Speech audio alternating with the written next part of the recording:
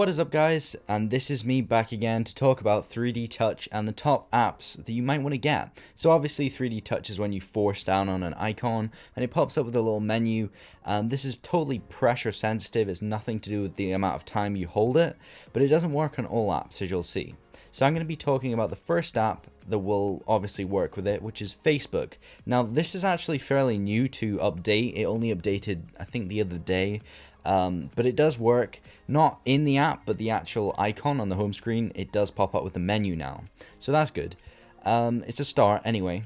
There's still a little bit more that they could do, maybe implement it into the Facebook itself, because Facebook has a lot of pictures, and viewing pictures from peek and pop is really good.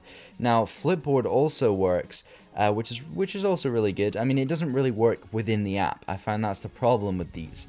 It does work on the icon, and you can view your cover stories, your following, you can search, you can view your notifications from your friends and things like that. But within the app, there's still a lack of kind of the implementation of it.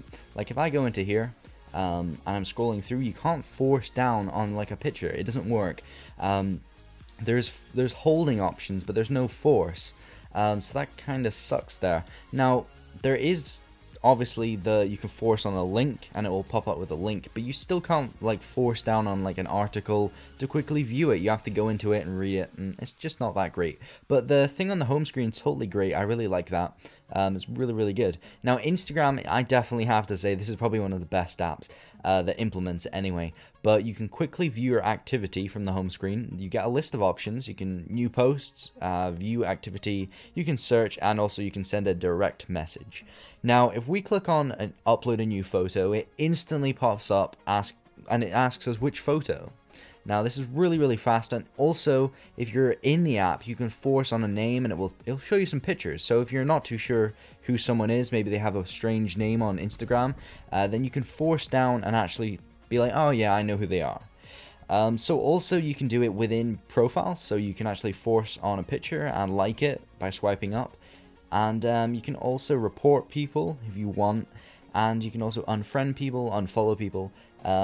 But overall, I definitely have to say that Instagram has really put a lot of effort into implementing this in their app. Now, this has been out since the launch, so when I got this phone, this worked instantly. So heads up to Instagram, they are really good at updating their apps. So enough talk of Instagram. The next one is Documents, and this one is also really good. Now you can view your recent, which is really nice. Say you've just been looking at a document, you accidentally close the app, or you go to do something and someone phones you, you can quickly go back and look at it. But inside the app, you get a few more options. You can actually force down on a folder. So there's my Dropbox there, but you can also, if you go into something, let me find something, photos, if I force down, it will actually show me a little preview of what's in this, which I like a lot. It's a really good implementation of it. I think it's a really good idea, forcing down to view a folder. I mean, iCloud Drive doesn't even do this. I mean, it should. It's an Apple app. This should definitely implement Force Touch into there. 3D Touch, whatever you want to say. But yeah, I mean, this app is great. Documents, I did use it anyway before they implemented this, but it's a really nice touch that they put this in the app. If you're wondering what it is, it's actually just like sort of a file manager. Maybe people on Android, if you're randomly watching this, or maybe you're new to iOS, then you can view your files this way, which is neat. But on the home screen, you can view recent, your favorites, you can search, and you can also open a browser. With the browser in this app, you can actually download videos and things from the internet. So it's really great, and now you can quickly get into it. Now I have the Touch ID set up to unlock it, but you could actually disable that and it would be much faster. But I do like my stuff secured because I keep files in here that are really important. So yeah. The next one up is WhatsApp. Not too many options. I hate these apps where they don't put many options on the app, on the home screen. But you do get search and new message. Not that great. They should add a few more. Maybe send picture or something like that. That would be great. Or call someone, or recent contacts or something like that. Or even just the contact name, so you could quickly go in and then to a certain contact, because you still have to open the app and then click on the contact. They should have your favorite contacts like in the drop down when you force down, but whatever they want to do. Now Dropbox is the next one. It's similar to my Documents, but this is obviously your cloud. And within this, you can have all your folders and stuff like that, obviously. But as you can see, I just jumped into upload a picture straight from the home screen. So that's also really, really great. Shazam also does some really cool stuff with this as well. But I'm just going to talk about inside of Dropbox right now. But when you go inside of Dropbox, you can force down on folders. I don't know what happened there. I think Dropbox, I found a glitch in your app. Yeah, I definitely found a glitch there, didn't I? But if you click on upload, you can choose a photo that you want and it will instantly upload it, which is great. Obviously they have a little bit of a bug there. When you force down, it actually freezes, so that's kind of rubbish. So this isn't one of the top apps, to be honest. But the next one up is Shazam, and this one's really, really good because if you hear a song, you can quickly force down and hit to listen. Obviously you can ask Siri, but if you want to use the app, you can also do that. You can also force down and you can Shazam a video, which is really great. But definitely great implementation there. Now, Pinterest is also one of the great apps like Instagram. This one allows you to do some really cool stuff in the app. If you force down on a picture, you can get this really cool kind of style menu that opens, and you can actually pin documents, like them, send them on to people. You can request them to be removed from the article you're in, and I really do like this. I haven't seen it in many apps yet, but they should definitely put this into some apps like Flipboard or something. That'd be great. You could you could save an article or something, or forward it. It's definitely I like that. It would also be good on Facebook if you want to like something or comment.